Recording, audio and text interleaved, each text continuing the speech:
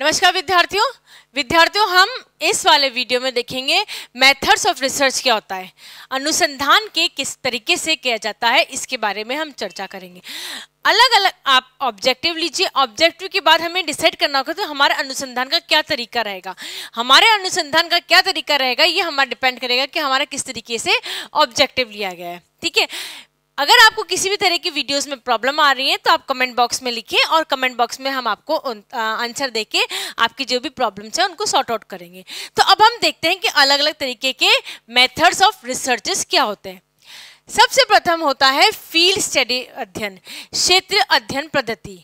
क्षेत्र अध्ययन पद्धति में आप किसी भी ऑब्जेक्टिव का पर्टिकुलर एरिया में हम डिलिमिट कर रहे हैं स्टडी को, है ना।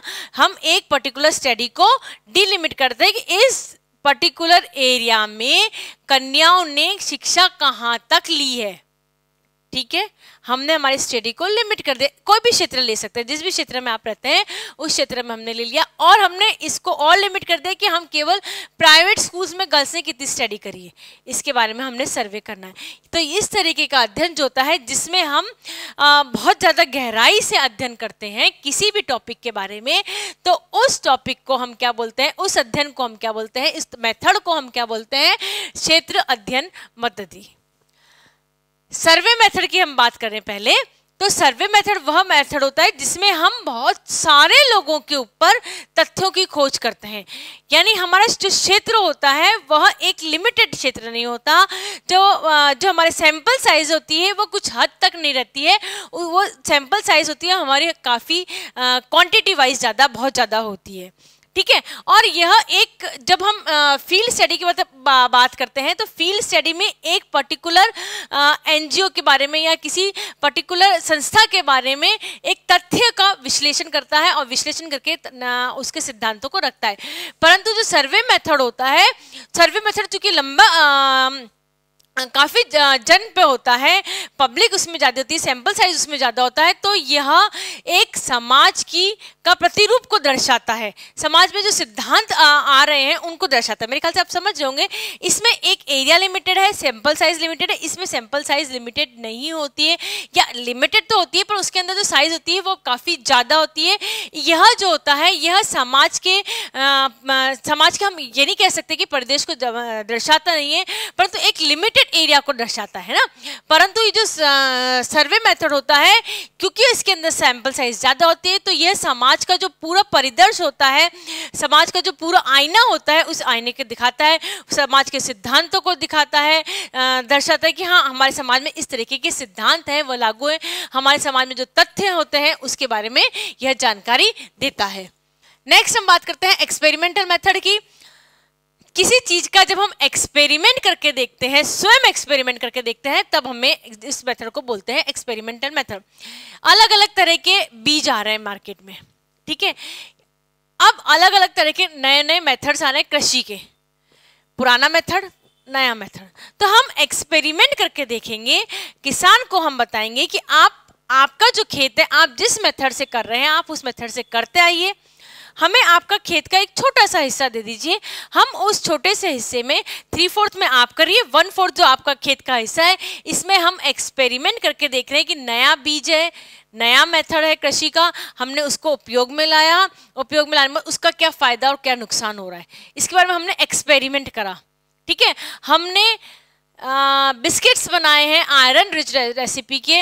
हमने देखा कि बच्चों को अगर डेली एक आयरन रिच बिस्किट का दिया जाता है कंपलसरी, या गोली दी जाती है उसकी, तो बच्चे को आयरन में डेफिशिएंसी एनीमिया नहीं होता, या होता है, या किस तरीके से उसमें डिक्रीज या इंक्रीज आता है, जो भी आता है।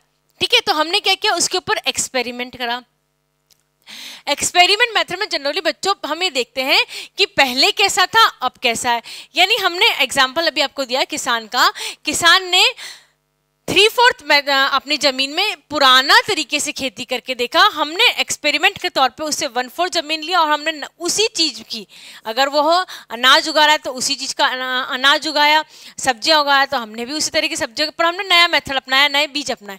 तो हमने देखा कि पुराने टाइम में कैसा होता था और नए टाइम में कैसा हो रहा है ना। तो उन दोनों का जो हमने एक्सपेरिमेंट करके फर्क महसूस करा उसके बारे में हम जो मेथड होता है वह एक्सपेरिमेंटल मेथड है। हमने अभी आपको बताया था आयरन रिच रेसिपी बिस्किट्स के बारे में। तो हमने बच्चों को जो भी उनका हीमोग्लोबिन लेवल है वो मेजर कर लिया। हीमोग्लोबिन लेवल मेजर करने का मतलब ये हुआ कि वह लंबे समय तक अपने डेली जो डाइट ले रहे हैं उससे उनका हीमोग्लोबिन लेवल क्या हुआ। फिर हमने आयरन रिच रेसिपी का निर्माण करा। उस रेसिपी को बच्चों को, हम एग्जाम्पल लेते हैं बिस्किट का या उपमा का, जो भी हमने निर्माण करा उसको हमने बच्चों को डेली अब दिया। अब बच्चों को डेली दिया तो हमने 6 महीने बाद देखा कि उनका क्या आयरन लेवल इंक्रीज हुआ है अथवा नहीं है, उनका हीमोग्लोबिन लेवल इंक्रीज हुआ है अथवा नहीं है। यानी पहले का हीमोग्लोबिन लेवल और अभी का haemoglobin level, before and after की जो स्टडी की जाती है, तो इस तरह की जो रिसर्च होती है वह कौन सी रिसर्च कहलाती है? एक्सपेरिमेंटल रिसर्च कहलाई जाती है। किस तरह की रिसर्च का आपको सिलेक्शन करना है यह डिपेंड करता है कि आपका ऑब्जेक्टिव ऑफ रिसर्च क्या होता है। नेक्स्ट हम बात करते हैं केस स्टडी मेथड्स की। केस स्टडी मेथड्स होता है जैसे कि इसका जो हिंदी रूपांतरण है एकल विषय अध्ययन पद्धति। एक ही विषय के ऊपर लंबे समय तक रिसर्च की जाती है तो हम उस स्टडी को बोलते हैं एकल विषय अध्ययन पद्धति।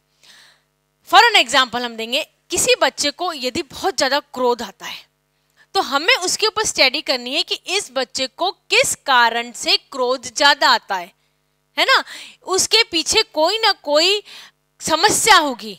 तो हमने क्या किया, उस बच्चे के पर्टिकुलर एक बच्चा लिया, एक बच्चे के ऊपर हमने उसको बताया नहीं कि हम उसके ऊपर केस स्टडी कर रहे हैं, परंतु हम बच्चे से कंटिन्यूस टच में रहे। टच में रहने के कारण से हमने उसके ऊपर उसके पारिवारिक कारण भी देखे, उसके पारिवारिक बैकग्राउंड भी देखा, हमने बच्चे का एनवायरनमेंट भी देखा, स्कूल का एनवायरनमेंट देखा, बच्चे का घर का एनवायरनमेंट देखा, बच्चे का पीयर ग्रुप देखे, बच्चा किन के साथ खेलने जाता है घर पे, बच्चा किन के साथ में रहता है, उनका व्यवहार हमने देखा। यानी बच्चे का जो कारण था गुस्से का उसको फाइंड आउट करने के लिए हमने बच्चे को फोकस करते हुए केवल उसके आसपास के जितने भी वातावरण था उसके बारे में पूरी तरीके से स्टडी करी। एक विषय, ठीक है, उसमें एक विषय क्या था, बच्चे को क्रोध क्यों आता है ना। तो हमने बच्चे को लेके पूरी की तरह स्टडी बच्चे के ऊपर करी। बच्चे का पारिवारिक वातावरण देखा, बच्चे का स्कूल का वातावरण देखा, बच्चे का पीयर ग्रुप देखा, स्कूल का पीयर ग्रुप देखा, घर का पीयर ग्रुप देखा। उसने हमने ये भी देखा बच्चा टीवी में क्या देख रहा है, बच्चा इंटरनेट पे क्या यूज कर रहा है, क्या देख रहा है। तो फिर हमने फाइंड आउट करा कि बच्चे को गुस्सा आने का पर्टिकुलर कारण ये है, ठीक है। केवल एक ही विषय लिया हमने और उसके ऊपर जब हम गहनता से रिसर्च करते हैं, गहनता से स्टडी करते हैं, तब जाके इस तरह की जो स्टडी होती है उस स्टडी को क्या कहा जाता है, केस स्टडी मेथड, ठीक है। उस स्टडी को क्या कहा जाता है, केस स्टडी मेथड। नेक्स्ट हम बात करते हैं सांख्यिकी पद्धति की। तो सांख्यिकी पद्धति वह पद्धति होती है जिसमें हम स्टैटिस्टिक्स को यूज करते हैं, ठीक है। जैसे हमने हर डिकेड्स में हम देखते हैं कि हमारी जनसंख्या इतनी है, 90 में 80 में इतनी थी, 90 में इतनी हुई, 2000 में इतनी हुई, 2010 में इतनी हुई, 2020 में इतनी होगी, ठीक है। जब हम सर्वे करते हैं, स्टैटिस्टिकली बताते हैं कि जनसंख्या इतनी थी, जनसंख्या में पुरुष वर्ग इतना था, जनसंख्या में महिलाएं इतनी थी, जनसंख्या में बच्चे इतने थे, बच्चों की डेथ मृत्यु दर इतनी थी, शिशु जन्म दर इतनी थी। तो हमने इसको स्टैटिस्टिकली लिखा है ना। जब हम उसको डेटा के बारे में बताते हैं, या आपने सबसे अच्छा आपको एग्जांपल दें, आपने देखा होगा कि हमारे व्यूअर्स इतने बढ़ गए, इतने, है ना, स्टैटिस्टिकली 10 बढ़े, 20 बढ़े, 30 बढ़े, या जो अखबार वाले बोलते हैं कि हमने इतने अखबार प्रतिदिन बेचे, वो क्या है, उनका स्टैटिस्टिक डेटा है। तो जब हम आंकड़ों की बात करते हैं, आंकड़ों के द्वारा हम किसी भी चीज का सर्वे करते हैं और हम ये बताते हैं, जैसे कि हमने आपको बताया पॉपुलेशन सर्वे के बारे में, तो पॉपुलेशन सर्वे के बाद ही हमें मालूम पड़ा कि प्रति पुरुष महिलाएं इतनी है ना। हर राज्य में, अलग अलग राज्य में अलग अलग महिलाएं इतनी है। महिलाओं में साक्षरता का लेवल इतना है, पुरुषों में साक्षरता का लेवल इतना। ये हमने किसके द्वारा बताया, स्टैटिस्टिकल एनालिसिस के द्वारा बताया। तब जाके इसको क्या कहा जाता है, सांख्यिकी पद्धति मेथड कहा जाता है। नेक्स्ट हम बात करेंगे हिस्टोरिकल मेथड की, ठीक है। हिस्टोरिकल मेथड मतलब ये नहीं होता कि हम हिस्ट्री से रिलेटेड कर रहे हैं इसको, हम कोई भी टॉपिक लेते हैं उसकी हम बैकग्राउंड देखते हैं। जैसे बच्चे ने खाना खाया तो कब खाया, कहाँ, क्यों खाया, जैसे डॉक्टर्स भी आपने देखा होगा, डॉक्टर्स जनरली ये पूछते हैं कि बच्चे को उल्टी दस्त हुए, आपने कल क्या खाया था, है ना। बैकग्राउंड पूछते हैं आपने कल क्या खाया था, या बच्चे को खांसी जुकाम हो गया था, आपने कल क्या खाया था, तो वो क्या हो गया, उसका हिस्टोरिकल पद्धति हो गई। जब हम किसी भी रिसर्च में पिछले डेटा के बारे में पूछा जाता है, बीते दिनों के बारे में पूछा जाता है, क्योंकि बीते दिनों के बारे में पूछा जा रहा है, बीते दिनों के बारे में बताया जा रहा है, तो इस तरीके के हम चीजों को बोलते हैं हिस्टोरिकल डेटा। हम बोलते हैं ना, हमारे यहाँ पे पहले इस तरह हुआ करता था, अब इस तरीके से हुआ करता है, पीछे कुछ भी कारण होगा उसका, है ना। पर जब हम पिछले डेटा के बारे में पूछ रहे हैं, हिस्ट्री के बारे में पूछ रहे हैं, पहले फॉर हम एग्जांपल देते हैं, पहले बच्चे को गुस्सा नहीं आता था, आजकल बच्चे को गुस्सा आने लग गया है। तो गुस्सा नहीं आता था और गुस्सा आने लगे कि बीच का जो टाइम पीरियड है, हम उस टाइम पीरियड की स्टडी करते हैं, है ना। जो बीत गया हम उसकी स्टडी करते हैं, तब इस तरह का जो डेटा होता है, इस तरह डेटा को ऐतिहासिक पद्धति बोलते हैं या हिस्टोरिकल मेथड ऑफ रिसर्च कहा जाता है। फिर है इवैल्यूएटरी मेथड या उद्विकसीय पद्धति।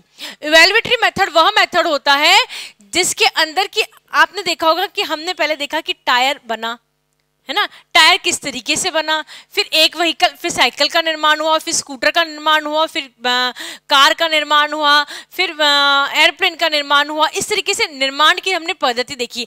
मनुष्य होता है, सर्वप्रथम अपने घुटनों पे चलता है, फिर सहारा लेके चलता है, फिर एक दो कदम बिना सहारा लिए चलता है, उसके बाद कदम पे कदम जब वो बढ़ाया जाता है, तब जाके इस तरह की जो स्टडी होती है, स्टेप बाय स्टेप, है ना, स्टेप बाय स्टेप किसी तरह के जो रिसर्च की जाती है, उस तरह की रिसर्च को, और उसको बताया जाता है कि यह इसका निर्माण इस तरीके से हुआ। ठीक है, हम एग्जांपल देते हैं, जैसे कि आपको बताया जाएगा कि आपने रेसिपी किस तरह से बनाई, या आपने किसी वस्तु का निर्माण करा है, किसी क्रिएटिव का चीज बनाई है, आपने पेंटिंग बनाई है, आपने फ्लावर्स बनाए हैं, तो आपने किस तरीके से बनाए हैं। तो जिस तरीके से बनाए जाते हैं, उस तरीके का जो निर्माण का तरीका होता है, उस तरीके को क्या बोलते हैं, उद्विकसीय पद्धति, यानी कि इवैल्यूएटरी मेथड। इवैल्यूएटरी मेथड जो होता है, उसके अंदर हम पुराने से लेके अभी तक का जो भी डेटा होता है, उसको हम कलेक्ट करके उसको बताया जाता है कि इस मेथड से बनाया जाता है। ठीक है बच्चों, तो बच्चों ये अलग अलग तरीके के सर्वे होते हैं, अलग अलग तरीके के सर्वे अलग अलग तरह की रिसर्च में उपयोग में ले जाते हैं। मेथड्स होते हैं कि आप अपनी जो रिसर्च है, आपकी जो उस रिसर्च को किस तरीके से करते हैं, ठीक है, उसका मेथड क्या होता है। परंतु ध्यान रखिए, कोई भी मेथड का आप उपयोग करें, आपकी जो रिसर्च होती है, उस रिसर्च का प्रमुख उद्देश्य क्या होना चाहिए, हमारे समाज का कल्याण। चाहे आप कोई समस्या को फाइंड आउट कर रहे हैं, है ना, हमारे समाज में कई तरह की समस्याएं भी हैं, आप यदि किसी तरह की समस्या को फाइंड आउट करने पड़ रहे हैं, तो भी हमारे क्या हो रहा है, हमारे समाज का कल्याण हो रहा है। रिसर्च का मेथड आपको जो आपके उद्देश्य के अनुसार जो सूट करता हुआ होना चाहिए, कि हाँ हमारा उद्देश्य ये है, और उसके अनुसार हम हमारे मेथड्स का उपयोग में करेंगे। अब नेक्स्ट वीडियोस में आप देखेंगे, हम जितने भी मेथड्स हैं आपके अलग अलग, उनके हम पॉजिटिव पॉइंट्स और नेगेटिव पॉइंट के बारे में चर्चा करेंगे।